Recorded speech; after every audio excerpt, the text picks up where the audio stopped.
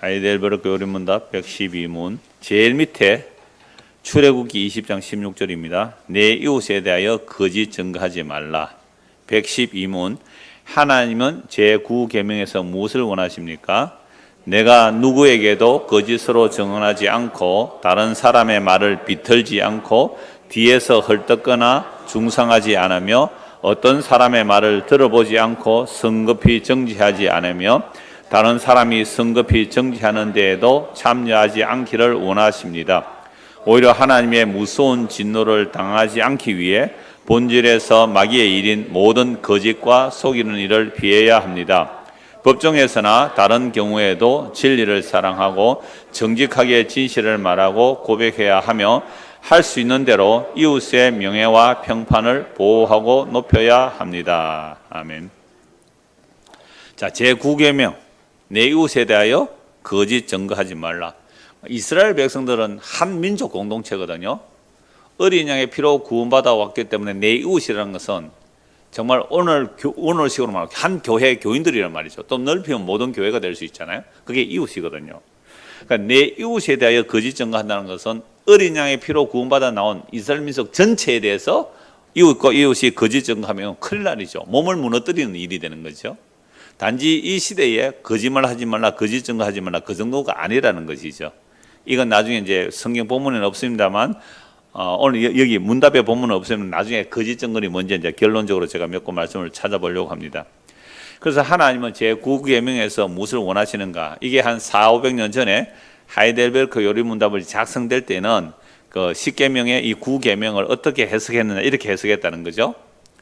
내가 첫 번째입니다. 그 1, 2, 3, 4, 5가 이제 각 성경 구절을 따왔기 때문에 그렇게 해놓은 것이고요. 내가 누구에게도 거짓으로 증언하지 않고 다른 사람의 말을 비틀지 않고. 그러니까 여러분 사람들이 어떤 사람의 말을 들어서 그 말을 전해줄 때에 100% 듣고 100% 전해줄 수 있습니까? 불가능해요. 왜 그럴까요? 예, 자기의 선입관, 자기의 가치관이 있거든요. 그러니까 내가 말하는, 예를 들어서 오늘 점심 뭐 드셨어요? 여하튼 이런 거 저런 거, 우리는 김밥 먹었습니다만은, 이런 거 저런 거 먹었을 때에 어떤 사람은 어떤 음식이 김밥이 참 맛있더라 이렇게 말을 했어요. 그런데 김밥이 맛있더라 이 말을 내가 다른 사람이 전했단 말이에요. 아, 그분이 참 김밥이 맛있더라 라고 전했단 말이에요. 100% 전달될까요? 안 될까요? 안 됩니다. 왜냐하면 나는 김밥을 먹었는데 체가 고생한 사람이 있으면요 김밥이 맛있더라, 와 맛없겠네 그거 이렇게 나오는 거죠. 그러니까 우리는 각자 개인에 따라 아무리 바른 말을 문자 토시 하나 틀리는 그대로 옆에 사람에게 전달해도 그게 온전히 전달 안 돼요. 그러니까 제가 설교에서 몇 번 예를 들었잖아요.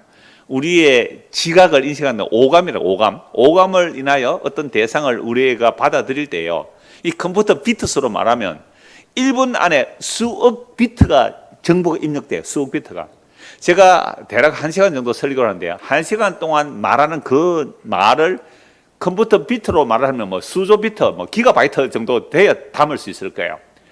그렇게 어마어마한 조각조각 난 그 정보들이 들어와서 내 안에 저장될 때, 이건 나의 선입과 나의 판단이 우리 컴퓨터, 슈퍼컴퓨터, 머리 내라는 슈퍼컴퓨터가 정리해서 저장하는데 딱 한 줄로 저장해요. 은혜 받았다, 은혜 못 받았다. 그것도 은혜 받았다는 것도 결국 뭐예요? 내 취향에 맞으면 은혜 받았다, 내 취향이 안 맞으면 아 목사 설교 진짜 못 듣겠다 이런단 말이야. 이거 우리가 어쩔 수 없는 거예요. 그러니까 우리는 아무리 바른 말을 받아서 전해도 나는 거짓 증인이 될 수밖에 없는 거예요. 거짓 증인이 될 수밖에 없어요. 오늘 서울서 2분 오셨어요. 대구서 한 분, 저 광주서 2분 왔는데요. 우리는 복음만 해서 같이 이렇게 김밥 먹으면서 교제할 수 있으니까 다 한 뜻이 되는 것 같죠. 그런데 각계 전투에 들어가서 1대1로 각계 전투를 해보면요, 또 이게 다 다르더라 이 말이죠. 다 다르더라 말이죠. 그래서 우리는요, 다른 사람의 말을 뭐 한다고요? 나는 비틀지 않고 전했는데도 이게 비틀어지더라 이 말입니다. 이미 아담과 하와에게 뱀이 유혹할 때요, 살짝 왜곡시키거든요. 살짝 왜곡시켜요. 이 동산에 있는 모든 열매를 따먹지 말라고 하더냐? 참으로 하나님이라면 그렇게 했겠느냐? 이렇게 말하죠. 딱 유혹을 받자마자 말을 살짝 비틀어요. 다 먹어도 되는데 이 선악과는 먹으면 안 돼. 먹으면 반드시 죽는다. 아담이 분명히 하와에게 전했거든요. 근데 이 하와가 유혹을 받자 말씀을 어떻게 살짝 비틀죠. 죽을까 하노라 그랬다 그래. 뭐 꼭 죽는 것은 아니겠지. 그러니까 위협 정도겠지. 이게요, 이미 인간은 선악과 따먹기 이전에 이미 시험 받는 존재예요. 유혹 받는 존재라고요. 그 유혹이 딱 들어오니까 말씀을 어떻게 해요? 살짝 비틀어 버려요. 이단이 말 그대로 하면 뭐예요? 달을 이 끝단 자거든요. 처음에는 똑같이 가요. 똑같이 가는데 끝에 가서 살짝 비틀어 버려. 그게 이단이 되거든요. 그러니까 우리는 다 이단입니다. 왜요? 말을 아무리 내가 정확하게 받아서 전달한다 할지라도 그것은 비틀어지는 거예요. 내 감정에 따라, 내 선입견에 따라, 내 선입관에 따라 말씀이 비틀어질 수밖에 없어요. 그래서 제가 한 2달 전에 제가 설교 시간에 그 얘기 했잖아요. 제가 설교해서 구원받을 사람 한 명도 없습니다. 그때 정말 절절하게 제가 그 말씀 드렸거든요. 왜 그러냐 하면 인간이 하나님의 말씀을 받아서 말씀을 전한다고 할 때에 뭔가 내 안에서도 비틀려져 있고 또 듣는 여러분도 다 비틀려져 있어요. 전부 우리는 비틀어진 인간들이거든요. 참 인간은 예수님뿐이에요. 예수님만이 하나님의 말씀을 100% 받아 100% 순종하고 100% 살았단 말이에요. 그러니까 예수님만이 참 인간이세요. 우리는 다 비틀어진 인간이에요. 다 뒤틀린 인간이에요. 자크 엘렐의 뒤틀려진 기독교라는 책이 있거든요. 기독교 자체가 뒤틀려져 있어요. 2000년 역사 동안 기독교가 얼마나 뒤틀려져 있는지. 우리는 태어나면서부터 뒤틀려져 있어요. 그러니까 바른 말씀을 받아서 바른 말씀을 바르게 전한다 해도 그게 뒤틀려 있단 말이에요. 비틀어져 있는 거죠. 그래서 예수님만이 하나님의 말씀을 100% 받는 분이고 100% 소화하시는 분이고 100% 순종하는 분이고 100% 전하시는 분이 예수님이거든요. 그래서 우리는 예수의 말을 받아들이면 거짓 증언 안 하는 사람이고요. 예수의 말을 듣지 아니하면 그게 그 사람의 아비가 마귀가 되는 거예요. 이게 오늘 성경 말씀에 다 나오는 거거든요. 그래서 다른 사람의 말을 비틀지 않고 뒤에서 헐뜯거나 중성하지 않으며, 나는 여기서 자유로운 사람 손 들어보세요. 뒤에서 헐뜯거나 중성하지 않는 사람. 우리가 오늘 교회에서 모여서 335 이렇게 식사도 하시고 거저도 했는데요. 한 사람 딱 나가면 어떻게 해요? 세 사람이 모여서 한 사람 두 사람이 뭐야? 저 사람 아까 그 말 니는 맞더나? 나는 아니던데. 그래요, 안 그래요? 안 그래요? 누가 안 그래요? 여기 오세요. 제가 내려갈게요. 헐뜯거나 중상하지 않으면, 어떤 사람의 말을 들어보지 않고 성급하게 정지하지 않으면, 말 들으면 어떻게 해요? 제가 굉장히 성급하더라고요. 누가 말하면요, 내가 중간에 잘라서 말할 때가 많아요. 이게 학교 선생이나 목사나 가르친다는 자들이 이 짓을 잘 해요. 말 듣다가 다 안 듣고, 그거는 제가 이럴 때 많거든요. 그럴 때 이렇게 이해해 주세요. 또 직업병이 도질있구나. 직업병이 도질있구나. 그래, 성급하게 정지해버려요. 성급하게. 분명히 성경이 이렇게 말해요. 어떤 사람의 말을 듣고 그 사람의 말을 듣기 전에는 판단하지 말라 했거든요. 근데 우리는 그 사람 말을 안 듣고도 한 사람 말만 듣고 편 들어주잖아요. 내가 그 사람 편 안 들어주면 그 사람 나한테 말해요, 안 해요? 그러니까 편 들어주는 것도 같이 죄 짓는 거예요. 어떤 사람이 나에게 와가 A 집사가 B 집사 얘기를 해요. A 집사, B 집사가 막 그렇더라고. 그러면서 슬쩍 얹어가지고 목사 욕하더라 막 이렇게 얘기하는 거예요. 그럼 내가 A 집사 말을 듣다가 그 인간이 그래! 이런단 말이에요. 이게 뭐 하는 거예요? 성급히 정지하는 거예요. 옛날에 그런 분들이 계셨어요. 그래서 이런 말을 했대요. 당신에게 그 말을 옮기는 사람이, 그 사람이 다른 사람에 가서 당신의 말을 옮기지 않겠느냐고.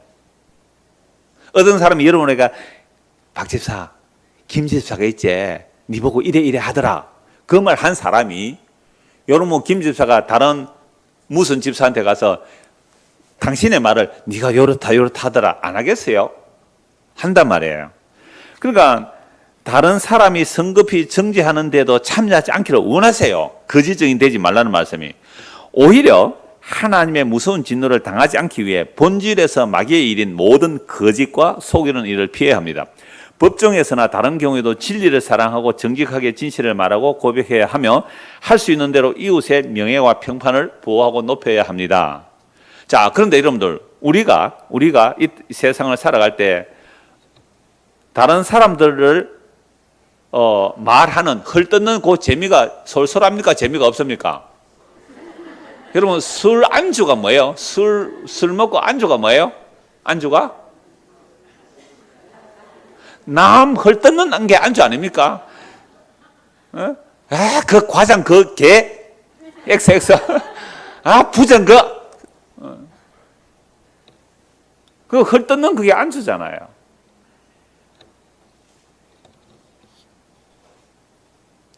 그래서 도대체 이 거짓 증언하지 말라는 말씀을 이제 지금까지 읽은 내용을 이제 쭉 성경 제가 읽어드릴게요. 몇 구절만 찾아보고 이제 나가겠는데요. 잠언 19장 5절, 거짓 증인은 벌을 면하지 못할 것이요 거짓말하는 자도 피하지 못하리라. 거짓 증인이나 거짓말하는 자는 벌을 받는다라고 말씀합니다. 9절, 거짓 증인은 벌을 면하지 못할 것이요 거짓말을 뱉는 자는 망할 것이라. 거짓말 계속하는 자는 망한다라고 말씀하죠. 잠언 21장 28절, 거짓 증인은 패망하려니와 확실히 들은 사람의 말은 힘이 있느니라. 여러분, 거짓 증인은 멸망하지만 확실히 들은 사람의 말은 뭐가요? 힘이 있다.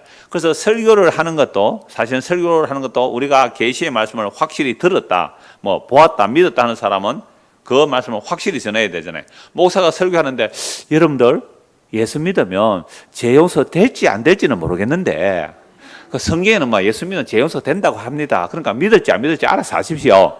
이러니까 설교예요, 설교 아니에요? 이 사람은 확신이 없는 거잖아요. 사실 부산에 어떤 분이 처음에 그랬어요. 저 처음 만났을 때 목사님은 구원의 확신이 있습니까? 라고 묻더라고요. 그래서 제가 이렇게 답을 했죠. 예, 저는 구원의 확신이 있습니다 라고 했어요. 그러면서 또 다른 질문을 또 하시더라고요.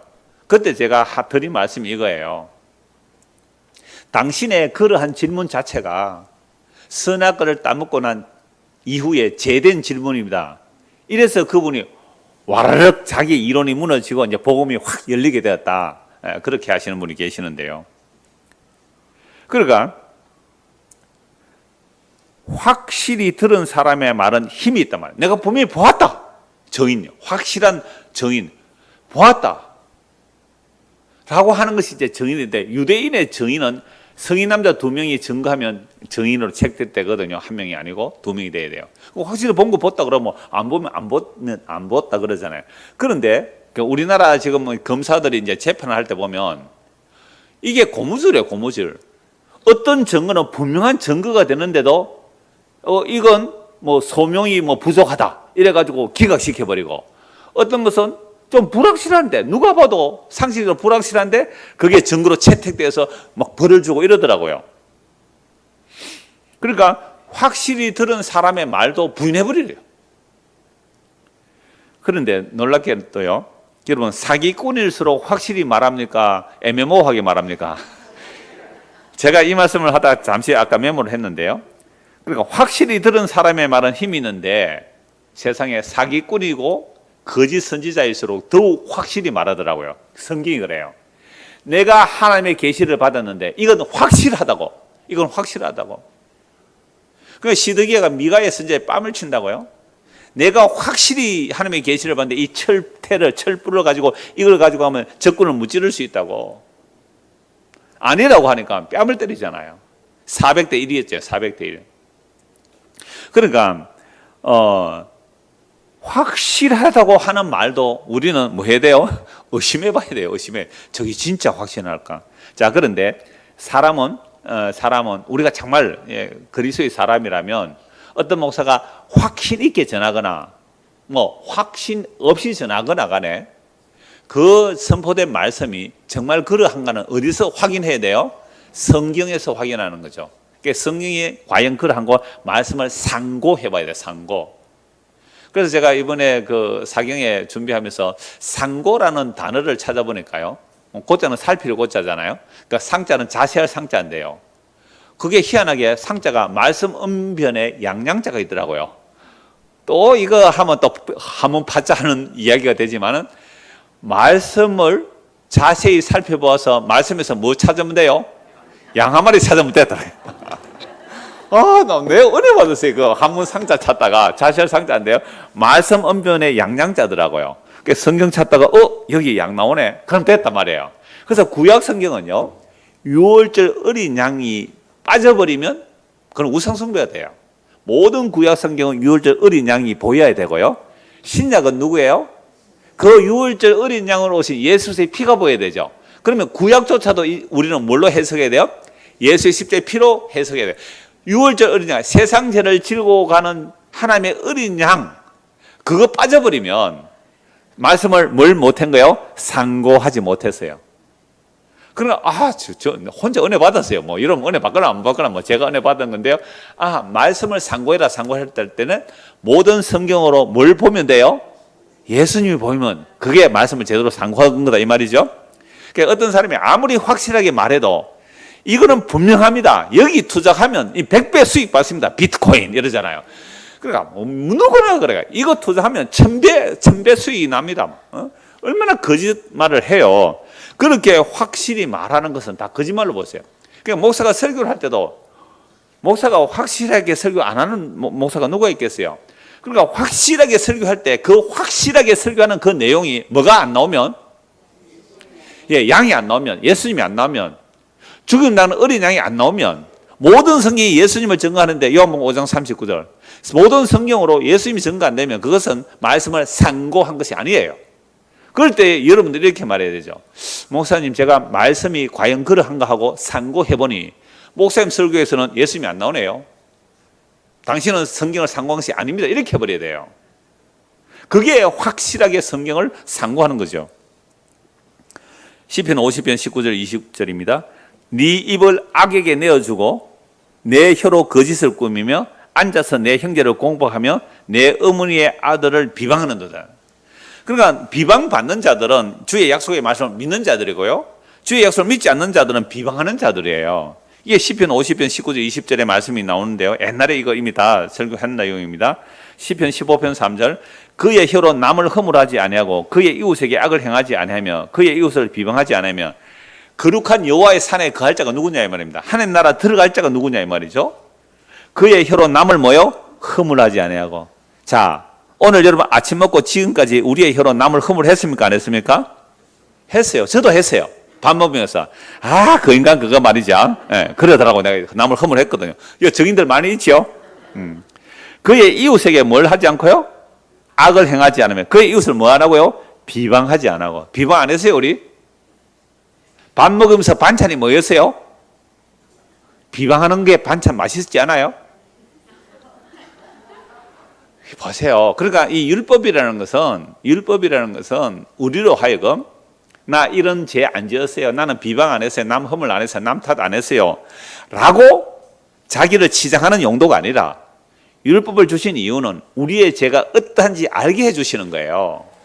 그게 다음 주부터 볼 모세언약이거든요. 그러니까 율법을 통해 자기 죄를 알아야 주여 나는 성경에 나오는 모든 죄가 다 나의 죄 맞네요.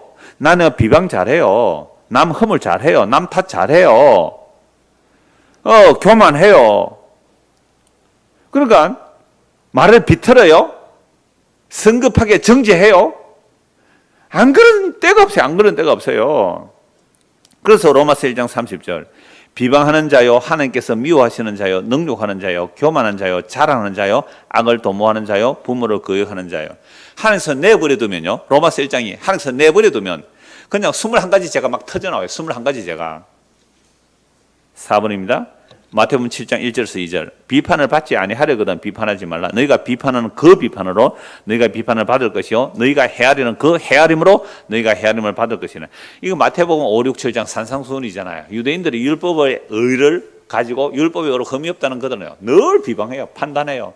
저 세리들, 저 창기들, 저 이방인들 유대인이라고 하면서 율법 못 지키는 자들 얼마나 비판하고 비방했겠어요. 근데 그 비판이 결국 예수님 앞에서는요, 자기들이 당하는 거예요. 자기는 당하는 거예요. 왜? 율법의 뜻을 모르고 비판하고 정죄하고 판단하다 보니까 그 헤아림으로 그들이 헤아림을 받는 겁니다. 누가복음 6장 37절 비판하지 말라. 그래야면 너희가 비판을 받지 않을 것이요. 정죄하지 말라. 그래야면 너희가 정죄를 받지 않을 것이요. 용서하라. 그러면 너희가 용서를 받을 것이요. 그러니까 본질에서 마귀의 일인 모든 거짓과 속이는 이런 모든 일들이요. 우리의 비판 속에, 우리의 정죄 속에, 우리의 판단 속에 다 들어있더라 이 말입니다. 5번 레위기 19장 12절 너희는 내 이름으로 거짓 맹세함으로 내 하나님의 이름을 욕되게 말라. 나는 여호와이니라. 여러분 급하면 우리는 누구 이름까지 팔아요? 진짜 급하면 하나님 이름으로 팝니다. 나는 많이 봤어요. 아이들도 보고 어른들도 보고요. 진짜 급하면 내가 거짓말을 지금 해야만 내가 살아남는다. 지금 내가 목사죠. 내가 목사가 지금 여기서 거짓말을 해야만 내 목사직이 유지된다고 합시다. 그럼 목사직이 딱 끊어지면 이거는 뭐 당장 뭐 굶어 죽어야 될 그런 형편입니다. 그러니까 내가 지금 거짓말을 해야 돼요. 그때 어떻게 거짓말을 하면 여러분들이 믿어줄까요? 제가 어떻게 거짓말을 하면 여러분들이 저를 믿어주실까요? 해보셨네요. 하나님 이름으로 맹세하면 믿어줄 것 같은 느낌이 들죠? 이게 구약에서 신약에서 나오는 그 자기 저주의 맹세예요. 자기 저주의 맹세. 그러니까 베드로가 예수를 어떻게 했다고요? 부인할 때에 맹세하고 저주하며 부인했다 그랬잖아요. 그 저주라는 개념이 단지 예수 저주받을 사람이다 이렇게 말한 게 아니라 어떤 여자 종이 너도 저 예수하고 한편에 너 봤다. 예수하고 너 한편 걸 봤다 이렇게 말했거든요. 어떤 여자 종이. 그러나 베드로가 뭐라 그래요? 저주하고 맹세하면서 부인하거든요. 그러니까 저주 맹세가 뭐냐면 율법의 구약에서 저주 맹세 이런 거예요. 내가 저 예수를 안다면 하나님이 나에게 뭘요? 벌 위에 벌을 내리기를 원하나이다. 이야, 여러분 몇 시간 전에만 해도 뭐라 그랬어요? 주여 당신이 죽는데도 같이 죽기를 원합니다. 죽는데도 같이 죽기를 원합니다. 다른 사람들이 어찌할지 나는 죽기를 각오하고 주님께 갑니다. 진심이었죠 물론. 근데 예수님은 네가 오늘 다 오기 전에 3번 나를 부인하리라. 그래서 딱 3번 부인할 때요. 심지어 저주하고 부인해요. 맹세하고 부인해요. 저주 맹세는 그거예요. 내가 예수를 안다면, 내가 예수 제자라면, 내가 예수와 함께 다닌 사람이라면 하나님이 나에게 벌 위에 벌을 내리기를 원하나이다. 베드로가 하나님의 이름으로 맹세하고 살아남는다고요. 그러나 적어도 유대인들은 누구 이름으로 맹세하면 봐줘요? 하나님 이름으로 맹세했거든요. 베드로가 하나님의 이름으로 맹세하고 예수 모른다니까 다니는 거 봤는데 내가 저 널프르게 반주자 맞는데 저 분명히 널프르게 다녔는데 내가 하나님 이름으로 맹세한다. 널프르게 또 모른다고 나 나 피아노도 못 친다고. 여러분 실제 그런 거짓말 해요. 거짓 선지자들을 보고 너 그 흔적이 있는 나는 글도 읽을 줄 모른다고 막 이런 거짓말 해요. 여러분 이렇게 해서 하나님의 이름으로 거짓 맹세하다. 거짓 맹세. 누구라고요? 베드로였어요. 하나님 이름으로 거짓 맹세. 그래서 예수님께서 베드로에게 하신 말씀이 있잖아요. 내가 너의 믿음이 떨어지지 않도록 내가 너를 위해서 기도했다. 너는 3번 부인할 건데 그런데 내가 너를 부인하지 않아. 이게 하나님의 언약이 파기되지 않는 거예요. 너는 3번 나를 저주 맹세하고 부인할지라도 내가 너를 부인하지 않아. 우리가 주를 시인하면 주께서도 우리를 시인하실 것이요 우리가 주를 부인하면 주께서도 우리를 부인하시리라. 이 율법이거든요. 바울이 그래요. 우리가 주를 시인하면 주께서도 우리를 시인하시고 우리가 주를 부인하면 주께서 우리를 부인하실 것인데 이거 율법이에요. 그런데 그 다음 말씀이 복음이에요. 우리는 신실하지 못해도 주께서는 일향 믿으시니 주는 일향 신실하시니 자기를 부인하실 수 없으시리라. 우리는요 얼마나 하나님의 이름으로 거짓 맹세하고 다니는지 몰라요. 하나님의 이름으로 우리가 뭔가를 약속했다는 것은요, 예수 믿는 사람이 뭔가를 약속했다는 것은요 하나님 앞에서 한 약속이에요. 근데 그 약속 얼마나 식은 죽 먹듯이 식은 죽이 아니에요. 이때는 숙주나물처럼 잘 변해요. 그래서 숙주나물은 샵으로 빨리 먹어야 됩니다. 그러니까 보세요. 거짓 맹세함으로 하나님의 이름을 욕되게 하지 말라. 나는 여호와이니라. 잠언 12장 22절. 거짓 입술은 여호와께 미움을 받아도 진실하게 행하는 자는 그의 기뻐하심을 받느니라. 계시록 21장 8절. 그러나 두려워하는 자들과 믿지 아니하는 자들과. 이런 왜 두려워요? 믿지 않는 게 두렵죠. 그래 두려워하는 자, 믿지 않는 자들, 흉악한 자들, 살인자들, 음행하는 자들, 점순가들, 우상숭배자들, 거짓말하는 모든 자들은 불과 용으로 타는 못에 던져지리니 이것이 둘째 사망이라. 그러니까 베드로도 뭐 했어요? 거짓말 했잖아요. 예수 모른다고. 그럼 둘째 사망에 들어가야 되잖아요. 불과 용으로 타는 못에 들어가야 되잖아요. 이 불과 용에 타는 그 저주를 누가 받아요? 예수님이 대신 받았기 때문에 베드로가 저주 안 받는 거예요. 예수님이 그 지옥의 형벌을 받으셨기 때문에 베드로가 용서되는 거예요. 그래서 본질에서 마귀의 일인 모든 거짓과 속이는 일을 피해야 합니다. 본질에서 마귀의 일은 마귀는 속이는 일이죠. 요한복음 8장을 찾아보십시오. 요한복음 8장입니다.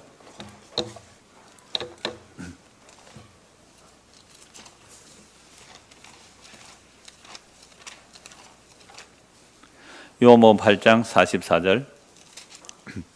너희는 너희 아비 마귀에게서 났으니 너희 아비의 욕심대로 너희도 행하고자 하느니라.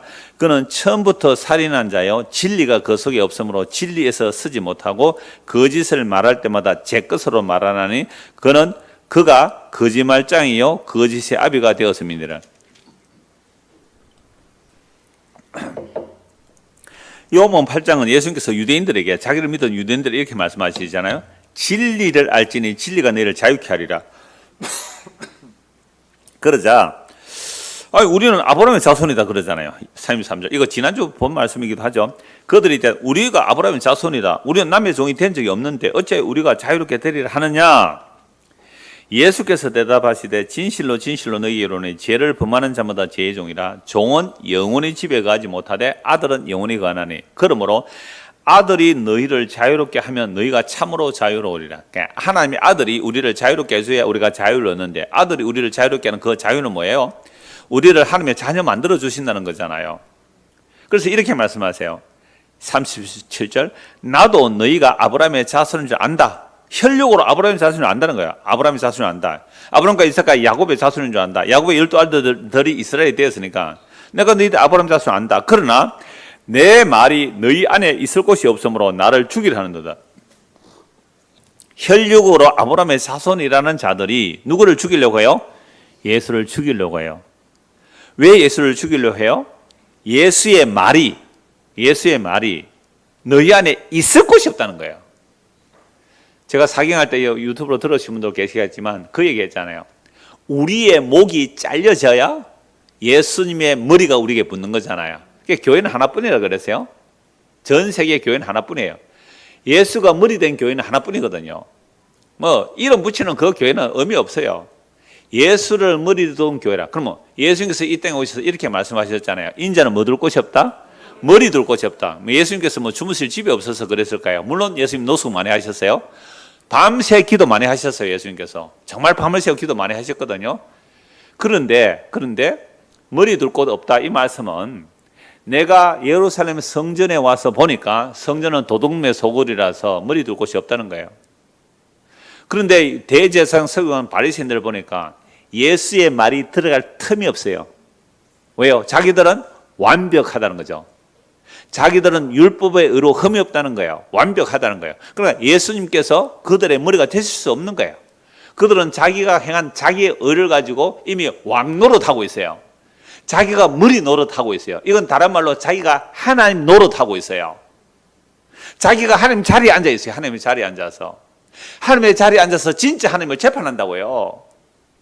자기가 하나님의 자리에 앉아서 진짜 하나님을 재판하고 있어요. 이게 판단, 비판, 정죄 그 모든 것들은 내 이웃에 대하여 판단, 비판, 정죄하지 말라는 이 말은 결국은 누구에게로 가는 거예요? 예수에게로 가요. 예수를 우리는 판단하고 비판하고 정죄하고 죽여버렸어요. 단지 나 이웃에 비판 정죄 안 해. 아니 우리는 날마다 이웃 비판 정죄하면서 살아가요. 그러니까 유대인들은요 자기들이 아브라함의 자손이라고 하면서도 종으로 살고 있어요. 종으로. 예수의 말이 그 안에 없으므로 예수를 죽이려 하죠. 나는 내 아버지에게서 본 것을 말하고, 그러니까 예수님이 확실한 증인이잖아요. 나는 내 아버지에게서 본 것을 말하고 너희는 너희 아버지가 들은 것을 말한다. 너희 아버지는 마귀다 이 말이죠. 대답하되 우리 아버지는 아브라함입니다. 예수께서 이래, 너희가 아브라함의 자손이라면 아브라함이 행한 일들을 할 것이다. 아브라함이 행한 일이 뭐예요? 오늘 오전에도 봤잖아요. 예수 그리스도를 믿었단 말이에요. 지금 하나님께 들은 진리를 너희에게 말한 사람이 나를 죽이려 하는도다. 아브라함은 이렇게 하지 않았다. 너희는 너희 아비가 행하는 일들을 하는도다. 대답하되 우리가 엄나는 데서 나지 아니하였고 아버지는 한 분뿐이시는 곧 하나님이시라. 예수께서 이르시되 하나님이 너희 아버지였으면 너희가 나를 사랑하였으리니, 진짜로 너희가 아브라함의 자손이고 너희가 하나님의 아버지라면 날 사랑하였을 텐데, 너희가 날 사랑하는 거 하지 않는 거 보니까, 내 말 안 듣는 거 보나 너희는 너희 아버지 마귀다 이렇게 말씀하셨죠. 예수께서 이르시되 하나님이 너희 아버지였으면 너희가 나를 사랑했으리니 이는 내가 하나님께로부터 나와서 왔습니다. 나는 스스로 온 것이 아니요 아버지께서 나를 보내신 것이니라. 어찌하여 내 말을 깨닫지 못하느냐. 이는 내 말을 들을 줄 알지 못함이라. 라고 하면서 너희는 너희 아비 마귀에게서 났으니. 야, 이건요 정말 충격이에요. 어떻게 예수의 이 말씀을 만약에 받아들인다면 구원이에요. 예수의 이 말을 받아들이면 그건 구원이에요. 예, 나는 정말 마귀 자식 맞네요. 나는 마귀 자식 맞네요. 하고 회개하고 예수를 믿을 텐데 그런 예수를 죽여버렸다 이 말이에요. 그럼 우리는 그래도 예수 안 죽였잖아요. 안 죽였잖아요. 아니요. 우리도 다 예수 죽인 자예요. 무엇으로? 아까 이웃에 대하여 비판, 정죄, 판단, 헐뜯음, 이건요 전부 예수님이 죽인 거예요. 우리의 유일한 이웃으로 오신 분이 예수님이거든요. 유일한 이웃으로 오신 예수님이에요. 그분을 우리는 정죄, 판단, 비판 죽여버렸단 말이에요. 그리고요 우리 금요 공부하는 신과 악마사에 그거 보면요, 이 마귀가 고통과 시간이 두 가지 무게라 그랬잖아요. 그 고통을 가중시키고 시간을 계속 끌고 나가면요 우리도 하나님 욕하고 죽는 거예요. 우리도 하나님 욕하고 죽는 거예요. 우리도 하나님 저주하게 돼. 요업이 하나님 자기 태어난 생일을 저주하잖아요. 자기 태어나게 한 분이 누구예요? 예수님이잖아요. 자기 생일 저주했다. 하나님 저주예요 그게. 하나님 원망이 하나님 있다면 한번 따져봅시다. 이랬던 인간이에요. 나중에 이제 회개하죠. 그러므로 우리가 우리 아비의 마귀에 났다는 말씀에 아멘 하는 자가 회개하고 예수를 믿게 됐죠. 너희 아비의 욕심대로 너희도 행하자 하느니라. 그는 처음부터 보세요. 본질장 마귀는 살인한 자요 진리가 그 속에 없으므로 그 가인의 영이라면 가인에게 임한 영이에요. 처음부터 살인한 자요 진리가 그 속에 없으므로 진리에서 서지 못하고 거짓을 말할 때마다 제 것으로 말하느니 이는 그가 거짓말쟁이요 거짓의 아비가 되었습니다. 내가 진리를 말함으로 너희가 나를 믿지 아니하는도다. 그러니까 예수님이 진리를 말씀하는데, 아니 예수님 자신이 진리인데 안 믿는 이유는 뭐예요? 거짓의 아비가 그를 붙들고 있기 때문에. 바울식으로 말하면 우리의 눈과 귀를 세상신이 막고 있기 때문에 예수를 믿지 못하는 거예요. 그러니까 내가 진리를 말하면 너희가 나를 믿지 않는다 라고 쭉 말씀하시면서 아브라함이 나의 때에 볼 것을 보고 기다리다가 뭐 했다고요? 보고 기뻐했다라고 말씀하시잖아요. 그러니까 사람들이 예수를 너 귀신 들렸다 하고 예수를 죽이려고 하는 거란 말이죠. 그래서 우리가 평소에 살아갈 때, 우리가 평소 살아갈 때 예수의 말이 안 들리고, 그죠? 예수의 말이 안 들리고 예수를 믿지 않고 살아가는 것은 다 누구 자식으로 살아가는 거예요? 마귀한테 속아서 살아가요. 이 세상신에 속아서 살아가요. 그러니까 예수 믿는 사람들이 모였어도 예수님 얘기 안 하고 무슨 얘기예요? 아이고 지사님 머리 이쁘네요. 어디서 했어요? 얼마 줬어요? 어제 머리 치는데 15,000원 줬어요. 사네요. 어디서 가서 그렇게 예쁘게 카트했어요. 뭐 이렇게 하는 거 아니에요. 안 그러세요 오늘? 이게 뭐예요? 무슨 얘기예요? 예수님 얘기 안 하잖아요. 그게 이 세상 신이 우리의 눈과 귀와 그죠? 마음을 가려서 유일하신 하늘로부터 오는 영광, 그 십자가의 영광을 구하지 않는 모습이 교회 안에 있어요. 이게 많은 사람들의 고민이 그거였어요. 제가 이번 사경할 때 이틀 둘째 날에 우리에게 몇 번 오신 그 집사님 딸이요, 세상에 청년의 아버지가 얼마나 고3인데도요 매일 저녁 1시간씩 제 설교 메모리에서 그거 올려가지고 읽고 댓글 달아라 이랬대요. 고3한테도 그러니까 이 청년자 대학을 가니까 뭐 CCC나 뭐 활동이 물어보더라 어떻게 할까? 그런 활동하는 시간에 막 고전이나 읽어라 그랬습니다. 그래서 아버지하고 공부를 충분하지 않느냐. 그런데 문제는 교회 가니까요. 청년에서 자기는 말씀을 나눌 줄 아는데 청년회 갔더니 말씀 말자도 안 나오더래요. 미음도 안 나오더래요. 청년회 모이는데 성경 이야기 하지 않더래요. 어떻게 해야 돼요, 목사님? 어떻게 해야 돼요? 네가 가서 말씀 전해라. 아직 저는 새내기인데요. 선배들이 아예 분위기를 그렇게 안 만들어요. 심각하잖아요.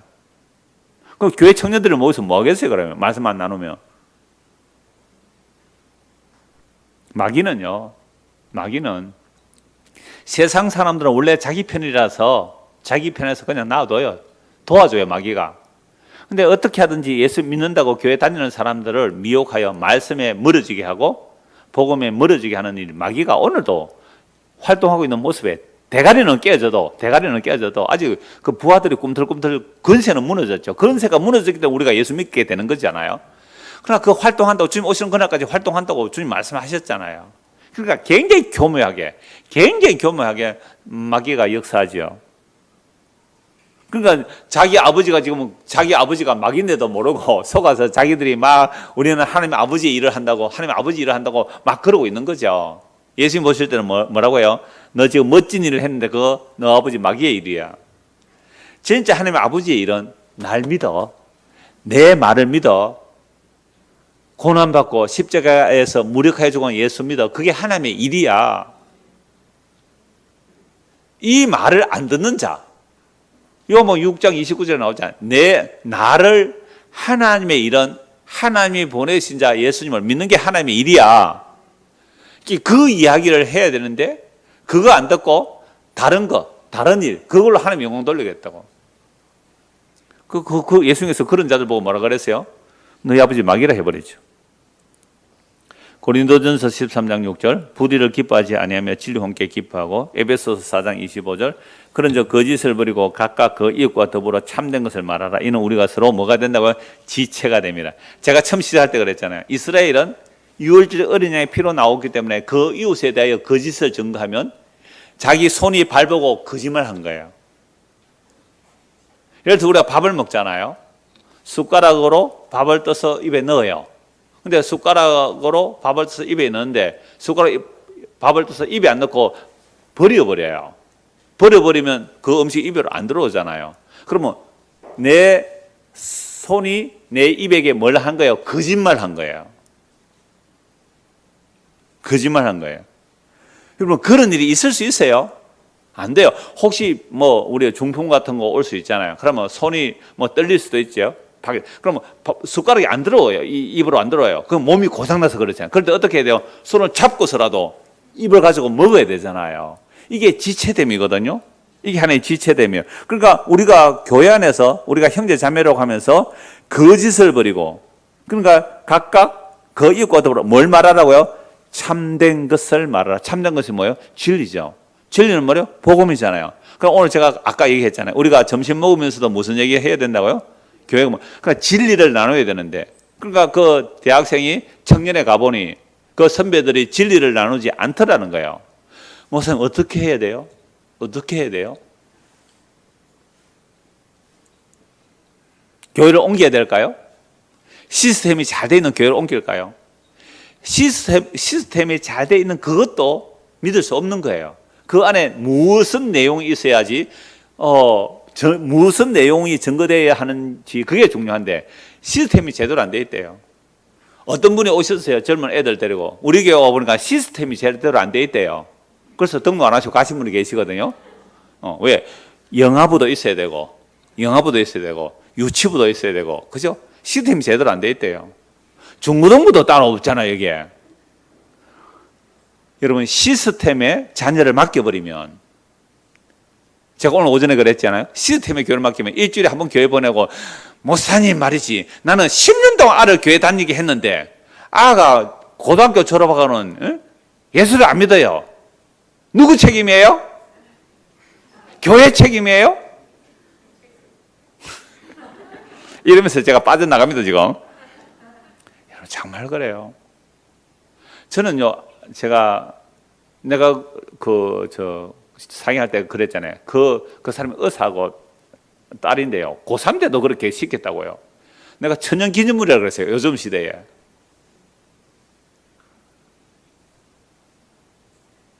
그러니까 부모가 시켜야 돼요.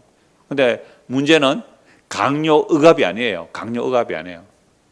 물론 자기는 깝깝했겠지만 그러나 아버지 어머니를 존경한다고 얘기를 하더라고요. 그러니까 우리가 강요가 아닌, 그거 참 부모의 지혜가 필요하거든요. 강요와 억압이 아닌, 율법적이 아닌 정말 사랑으로 어떻게 전달할까? 그건 부모가 자식을 너무 잘 알 거예요.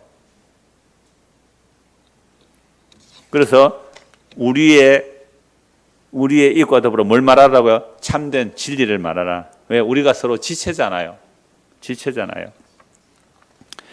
8번 사무엘상 19장 4절에서 5절. 요나단이 그의 아버지 사울에게 다윗을 칭찬하여 이르되 원하건대 왕은 신하 다윗에게 범죄하지 마옵소서. 그는 왕께 득죄하지 아니하였고 그가 왕께 행한 일은 심히 선한 민이다. 그가 자기 생명을 아끼지 아니하고 블레셋 사람을 죽였고 골리앗 물리쳤죠. 여호와께서는 온 이스라엘을 위하여 큰 구원을 이루셨으므로 왕이 이를 보고 기뻐하셨거늘 어찌 까닭없이 다윗을 죽여 무지한 피를 흘려 범죄하려 하시나이까. 아니 골리앗 물리치지 못하고 사울도 벌벌 떨고 있었는데 소년 다윗이 골리앗을 물리쳤으니까 왕도 얼마나 기뻐했을까요? 근데 기뻐했는데 갑자기 아니 이스라엘 여자들이 그렇죠. 왕을 좀 높여주지. 아니 사울은 천천히고 다윗은 만만이라고 10배로 높여버렸으니까 그때부터 사울이 우리식으로 말하면 돌아버리죠. 빡쳐가지고 저놈 저거 죽여야 된다.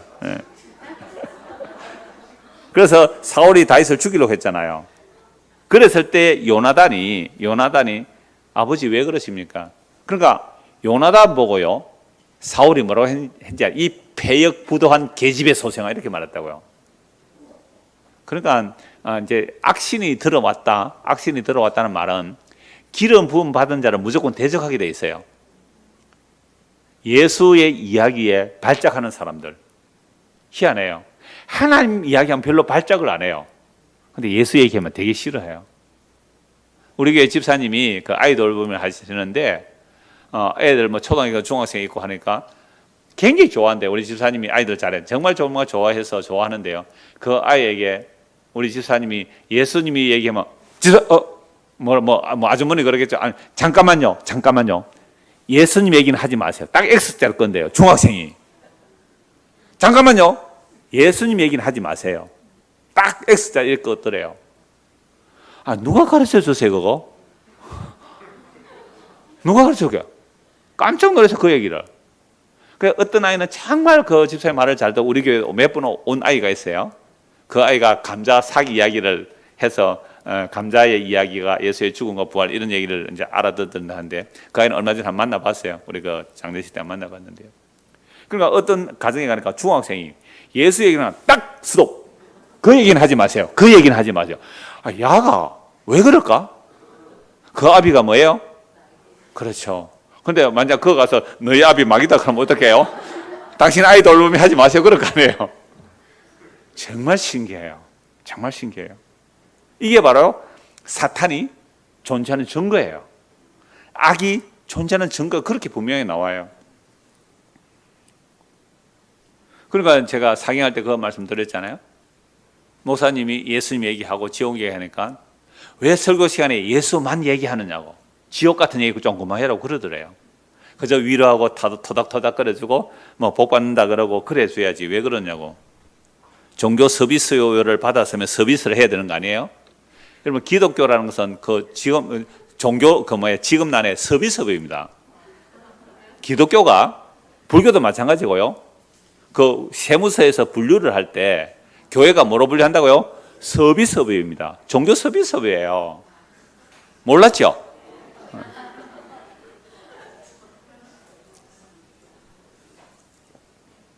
베드로전서 4장 8절 무엇보다도 뜨겁게 서로 사랑할지니 사랑은 허다한 죄를 덮느니라. 오늘 점심 먹은 분이 외부에서 오신 분이 4분인데요.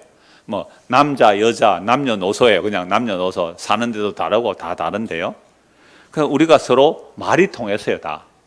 밥 먹고 차 한잔하면서 사무실 와서 차 한잔하면서 말이 통했단 말이에요. 그러니까 이게 뭐예요? 우리가 같은 죄인으로서 같은 은혜를 입었기 때문에 그 놀라운 사랑이 뭘 하는 거예요? 그 허물을, 허다한 죄를 뭐예요? 덮어주는 거예요. 그 허다한 죄를 덮는. 그러니까 사랑을 구한다는 것은 그러니까 우리가 모였을 때, 저까지 집사람 이렇게 모여서 얘기할 때 우리의 허물을 막 얘기할 수 있어요. 우리의 허물을 막 얘기할 수 있단 말이에요. 그런데 그거 별거 아니에요. 왜요? 나도 당신도 죄인인데 그리스도의 십자가의 사랑으로 덮음을 받았기 때문에, 용서를 받았기 때문에 그거 아무것도 아니에요.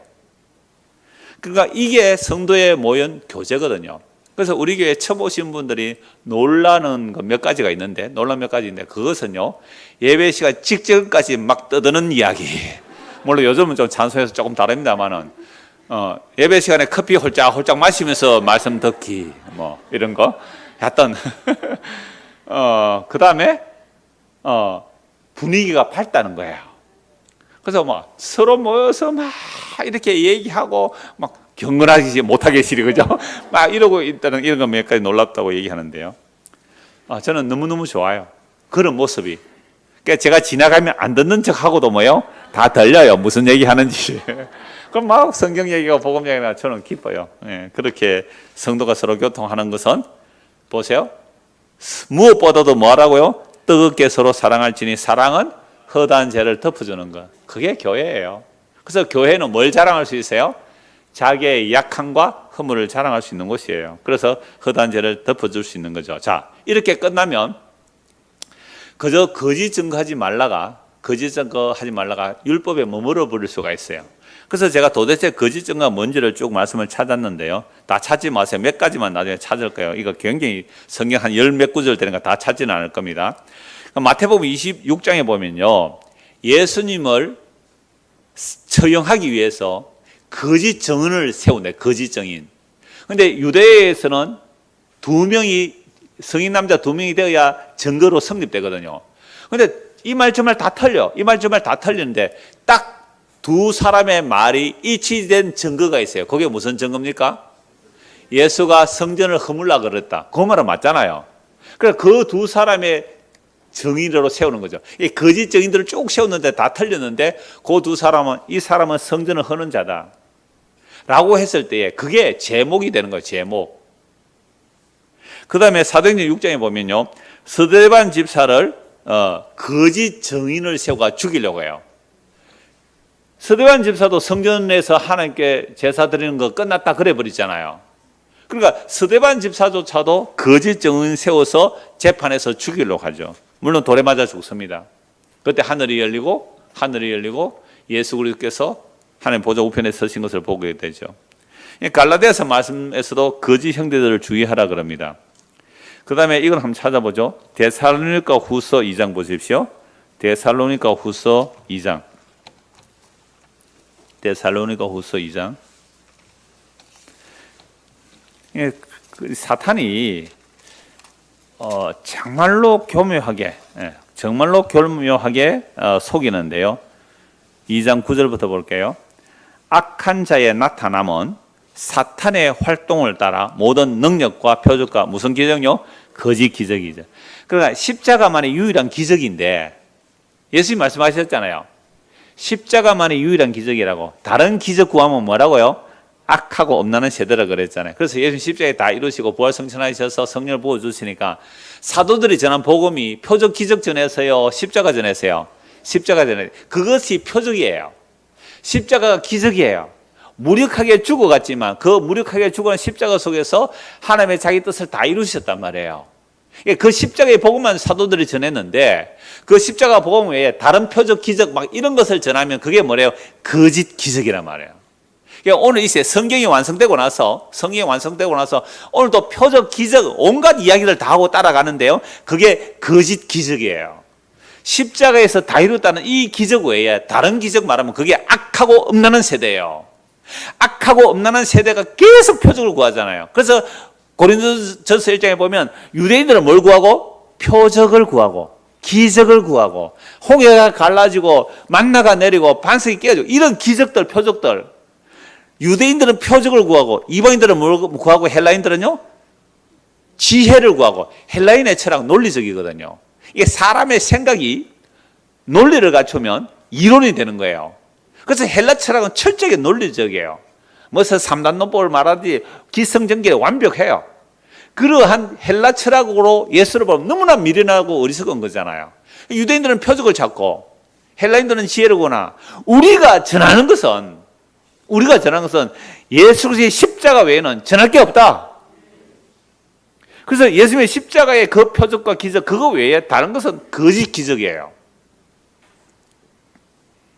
그래서 악한 자에 나타나면 사탄의 활동을 따라 모든 능력과 표적과 거짓 기적과 불의의 모든 속임으로 멸망하는 자들에게 있으리니 이는 그들이 진리의 사랑을 받지 아니하여 구원함을 받지 못합니다. 그러니까 진리의 사랑을 받아서 구원을 받는 자들은 뭐로 가요? 우리의 마음과 생각이 십자가로 가요. 그래서 고린도전서 1장 18절에 십자가의 도가 하나님의 구원을 얻는 자들에게는 구원 얻는 하나님의 능력이라 그랬잖아요. 그러니까 십자가도 이게 그게 뭐 표적과 기적이냐. 오늘날도 표적과 기적이 나타나야지. 그게 거짓 기적을 믿는 심판받는 자들, 진리의 사랑을 받지 못했기 때문에 거짓 것을 믿는 거예요. 그런데 이렇게 되는 거 보세요. 이름으로 하나님이 미혹의 역사를 그들에게 보내서 거짓 것을 믿게 하세요. 이 거짓 것을 믿는 자들은 버림받는 자들이에요. 심판받는 자들이에요. 하나님께서 심판을 허락해야 돼요. 사탄도 하나님의 도구예요. 사탄도 하나님의 도구 때문에 그런 거짓 기적을 했을 때 거짓 것을 믿고 따라가는 자들은 하나님께서 심판하기 위한 거예요. 그래서 진리를 믿지 않고, 진리는 뭐예요? 십자가 완성 무력하고 맥없이 죽어간 그 십자가가 하나님의 참된 진리인데 그거 믿지 않고 거짓 표적 기적을 좋아하는 그 불의를 좋아하는 모든 자들로 하여금 심판받게 하려 합니다. 성이 너무 분명해요. 그래서 진짜 거짓 증거하지 말라. 내 이웃에 대해 거짓 증거하지 말라. 뭐가 거짓 증거하는 거예요? 십자가로 다 이루었다는 십자가의 표적을 전하지 않고 요나의 표적을 전하지 않고 다른 사라질, 썩어질 헛된 표적과 기적으로 말한다면 그들이 바로 뭐예요? 내 이웃에 대하여 거짓 증거하는 거예요. 내 이웃에 대해서 거짓 증거하는 거예요. 얼마나 무서운 거예요. 저도 여러 사람들의 설교를 들어봅니다만은 때로는 모골이 속년 저 죄를 어떻게 하려고. 그래서 많이 선생되지 말라 그랬어요. 선생된 자가 벌을 더 많이 받는다 그랬거든요. 야, 저렇게 전해서 어떻게 하려고. 근데 참 감사하게도요. 저도 이제 60대를 지나고 있잖아요. 60 하나 둘 뭐예요? 이제 환갑을 지나고 이제 진갑대인데요. 그래서 우리나라 나이로 그런 이제 진갑대인데요. 그래도 40대, 때로는 30대, 40대 중반 초반. 그래서 가끔 주변에 이제 복음 전하는 자들이 있잖아요. 예, 그런 사람들 보면 너무너무 감격스러워요. 나도 이제 늙은 증거겠죠. 와, 저분이 저렇게 복음을 전하 너무너무 고맙고 이번에 서울 갔다 오면서도 내 그분은 정말 우연히 만난 거죠. 이거 금요일 날 낮에 말씀드렸으니까 더 말씀 안 드리겠는데요. 정말 깜짝깜짝 놀랐어요. 저는 요즘 그분 설교 듣는 재미로 살아요. 들어보니까 너무너무 저보다 훨씬 선명하게 복음을 더 잘 전하고 있어요. 정말 감사하더라고요. 그래서 거짓 증언. 그런데 이분이 담임 목사한테 너 왜 그렇게 하냐? 또 청년 그렇게 하니까 막 몇 달을 고민했대요. 내가 이 방향으로 가야 되느냐? 아니면 정말로 그 방향 아니고 토닥토닥 위로 이렇게 해야 되느냐? 아무리 하나님께 기도해도 응답도 없었대요. 그런데 어느 날 창원에서 지나가던 사람이 자기한테 말해주더래요. 하나님이 보낸 사람 같다고. 정말 감사했어요. 그래서 여러분들 거짓 증거가 뭐라고요? 예수 그리스도의 미련하고 우리는 십자가를 전하지 않고 다른 표적 기적 세상 영광 보면 그게 거짓 증인들이에요. 그래서 거짓 선지자들 이야기가요. 베드로후서, 요한일서, 유다서 얼마나 많이 나오는지 몰라요. 그래서 한 곳만 보고 말씀 마무리할게요.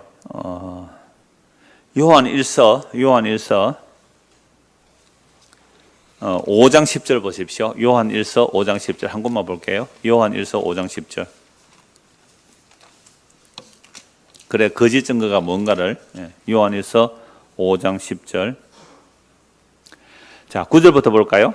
만일 우리가 사람들의 증언을 받을진데, 여러분 사람이 증거해도 믿잖아요. 우리가 하나님의 증거는 더욱 크도다. 그러면 사람이 두 명이 증거하면 진실로 받아들이고 유대 사회 속에서 하나님의 증거는 이것이니 그의 아들에 대하여 증언하신 것이라. 하나님의 증언은 뭘 증거한다고요? 하나님은 다른 거 증거 안 하고 싶어요. 뭘 증거한다고요? 그 아들에 대해서 증거해요. 그러니까 우리가 성경은 하나님의 증언이거든요. 맞죠? 이 성경 전체가 하나님의 자기 증언이에요. 하나님의 자기 증거거든요. 그러니까 하나님이 이 모든 성경을 가지고 누굴 증거한다고요? 그 아들을 증거해요. 예수를 증거한다고요. 요한복음 5장 39절에 모든 성경은 나에 대하여 증거한다고 누가 말씀하셨어요? 예수님이. 그러니까 성경은 누구 증거해요? 아들에 대해서 증거하잖아요. 성경을 이야기 읽어놓고는요, 윤리 도덕적인 얘기하고 율법적인 얘기하고, 다음 주 우리 총동 전도 주일입니다. 그러니까 여러분들 한 사람이라도 더 데리고 오십시오. 끝. 이렇게 해서 돌아가다가 그 사람 죽어버리면, 처음 교회 왔다가 죽어버리면 어떻게 돼요? 복음 못 듣고 간 거잖아요. 그러면 그 목사 책임이에요. 에스겔서 33장에 그 말씀하시는 거예요. 그래서 어떤 젊은 목사님이 그 사이트를 하나 알려줘서 제보고 들어보고, 능동순종 이에 대해서 그 특강을 해서 들어보니까 딱 그분이 그 얘기를 했어요. 자기는 모든 설교에서 예수의 십자가의 복음을 전한다고. 그러면서 딱 이 표현을 했어요. 뭐라 했냐면, 내가 오늘 복음을 안 전했다면 처음 왔다가 돌아가다가 죽으면 어떻게 하냐고 그 얘기를 하더라고요. 그래서 5장 9절 다시요. 자, 만일 우리가 사람들의 증언을 받을 때 하나님의 증언은 더욱 크다. 하나님의 증언은 이것이니 그의 뭐요? 아들에 대하여 증언하신 것이라. 10절 같이 읽을까요? 하나님의 아들을 믿는 자는 자기 안에 증거가 있고 하나님을 믿지 아니하는 자는 하나님을 거짓말하는 자로 만드나니 이는 하나님께서 그 아들에 대하여 증언하신 증거를 믿지 아니하도다. 자, 우리 안에 하나님의 아들을 믿는 사람은 우리 안에 증거가 있어요. 성령이 오면요, 성령이면 내가 어떤 죄인인지 알고 하나님의 아들을 믿어요. 그러면 성령이만 증거가 뭐라고요? 내가 죄인인 줄 알고 오직 나의 모든 죄를 용서하신 분이 하나님의 아들 예수님이라고 예수를 믿게 돼요. 그래서 하나님의 아들을 믿는 자는 자기 안에 증거가, 성령이 우리를 보증해줘요. 성령이 우리를 인쳐줘요. 증거를 성령이 해줘요. 그러니까 우리의 영과 더불어 성령이 너는 하나님의 아들이야, 하나님의 자녀야, 그리스도의 신부야, 그리스도의 몸이야, 이렇게 증거를 해줘요.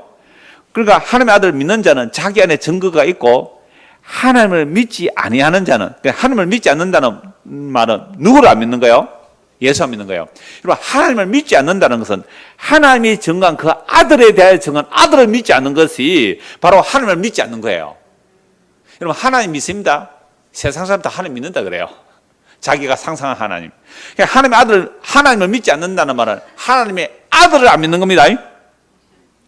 십자가 지신 그 예수가 하나님의 아들을 안 믿는 거예요. 그러면 그 하나님의 아들을 안 믿는 자는 하나님을 거짓말하는 자로 만드는 거예요. 왜요? 하나님은 뭐에 대해 증거해요? 그 아들에 대하여 증언하신 증거를 믿지 아니함이라.